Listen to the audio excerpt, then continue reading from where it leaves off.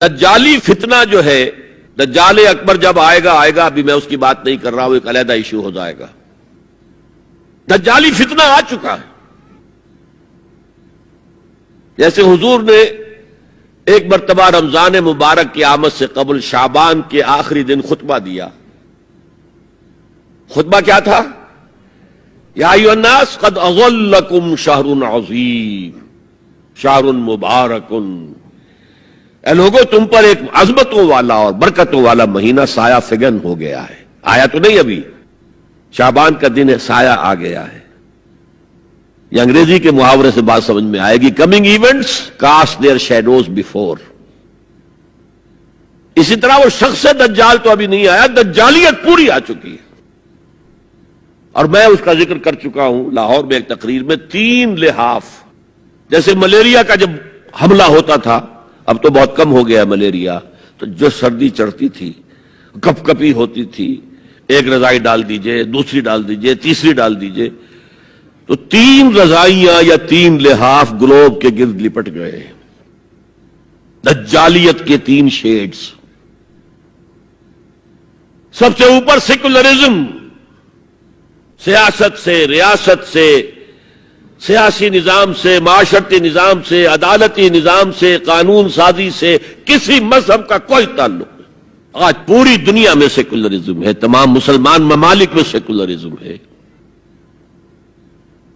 یہ دجالیت کا عظیم ترین کارنامہ ہے۔ بات لمبی نہ ہو تو میں صرف عرض کر دوں، یہ یہودیوں کی ایجاد ہے۔ یہودیوں نے امریکہ کا $1 بل، $1 کا نوٹ جو ہے ڈیزائن کیا ہے۔ بینکرز تو وہی تھے نا، اور آج بھی اصل طاقت بینکرز کے پاس ہے۔ امریکی حکومت $ٹریلین کی جو ہے، ٹریلینز آف ڈالرز کی مقروض ہے بینکوں کی، اور بینک یہودیوں کے۔ اس آپ نے کبھی دیکھا ہو $1 بل، احرام مصر کی تصویر بنی ہوئی؟ کیا تعلق ہے امریکہ کا احرام مصر سے؟ اوپر ایک آنکھ بنی ہوئی ہے، دجال کی وہ ایک آنکھ کانی۔ نیچے کیا لکھا ہے؟ آرڈس نووس سیکولورم، نیو سیکولر آرڈر ہم نے قائم کرنا ہے دنیا میں۔ یہ 1776 کی بات ہے، اور 1991 میں پہلی مرتبہ صدر بش کی زبان سے الفاظ نکلے تھے، اس کے باپ کی زبان سے، جو موجودہ بش ہے، بش سینئر نے۔ اب دنیا میں نیو ورلڈ آرڈر قائم ہوگا۔ اصل میں وہ کس کا خیال ہے؟ یہود کا ہے۔ This new world order is going to be Jew world order۔ اور جو ہے بالکل ایک مائنورٹی، مائنیوٹ مائنورٹی، کل دنیا میں 1 کروڑ یا 1.25 کروڑ یا 1 کروڑ 30 لاکھ 13 ملین بس۔ تو اگر مذہب اور ریاست کا کوئی تعلق ہو تو ان کی کیا حیثیت ہے؟ اور جب مذہب ایک طرف رکھ دیا گیا تو برابر کے شہری ہے۔ یہ سیکولرزم اس لیے یہودیوں کی ایجاد ہے۔ پوپ کے خلاف بغاوت کروانے والے یہودی ہیں، پروٹسٹنٹ مذہب پیدا کرنے والے یہودی ہیں، سود کی اجازت لینے والے یہودی ہیں۔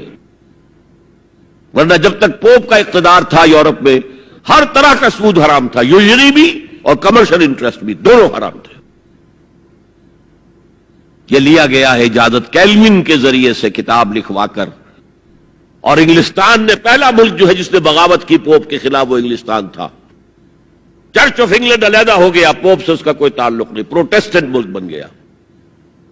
پہلا بینک آف انگلینڈ پہلا ہے جو قائم ہوا ہے۔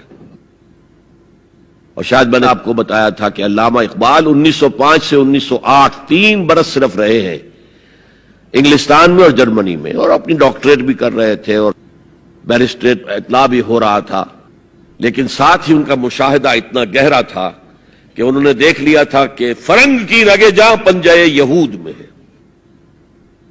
اور اس وقت فرنگ کا امام کون تھا؟ برطانیہ۔ اب فرنگ کا امام کون ہے؟ امریکہ، اور اس کی رگے جاں ایک پنجے یہود میں ہے۔ امریکہ کا کوئی صدر ہل نہیں سکتا۔ تو نمبر 1 تو سیکولرزم ایک لحاف ہے۔ نمبر 2 سود، جوا۔ منشیات کی ٹریڈ اور سیکس کو ایکسپلائٹ، ہر اشتہار میں عورت ہے. اللہ کے بندو سوچو یہ کیا ہو رہا ہے. عورت کی فوٹو کے بغیر موٹر سائیکل نہیں ہوگی، وہ بھی بیٹھی نظر آئے گی عورت. کوئی شے کسی شے کا اشتہار عورت ہوگی. عورت بک رہی ہے، بکری کا ذریعہ بن رہی ہے.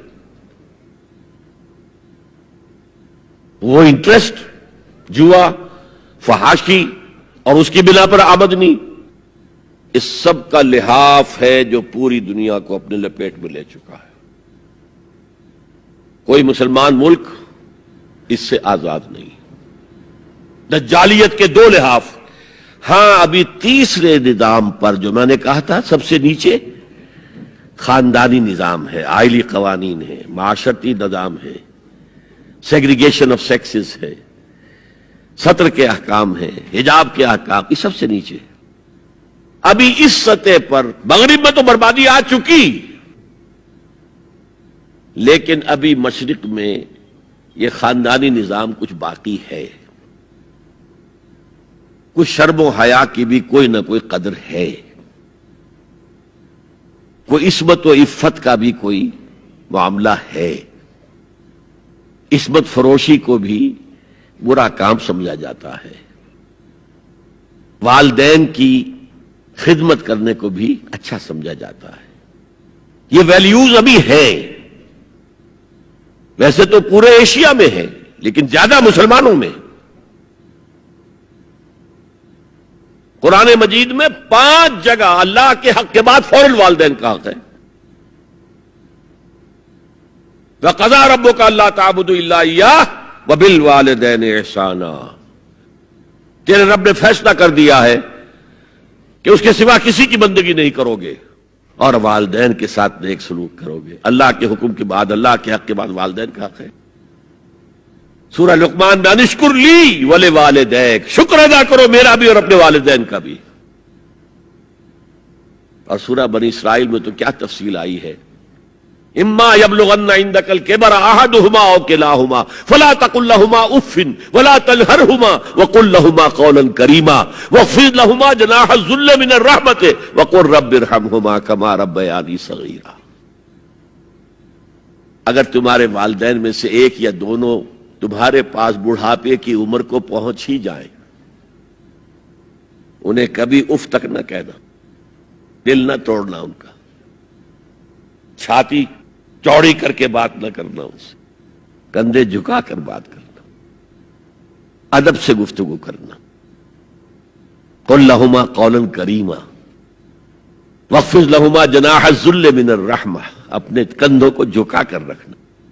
اور پھر کہنا، اللہ سے دعا کرنا، رب ارحمہما کما ربیانی صغیرا، پروردگار میرے ان والدین پر رحم فرمائیو جیسے کہ انہوں نے مجھے پالا تھا جبکہ میں چھوٹا سا تھا. تو خاندان کے نظام کو مستحکم کرنے کے لیے 3 ڈائمنشنز ہیں. جیسے ایک کمرہ ہے، چوڑائی ہے، لمبائی ہے، اونچائی ہے. پہلے تو شوہر اور بیوی کے درمیان بانڈ آف لو. اب یہ شوہر اور بیوی پیرنٹس بن گئے ہیں، والدین بن گئے، اولاد آ گئی. سیکنڈ ڈائمنشن ایڈ ہو گئی، ادب، عزت. اور بہن بھائی ہے، اخوت، جس کو کہ وہ کہہ رہا ہے جی ویلز بھی، فریٹرنٹی. خاندان کا ادارہ مستحکم.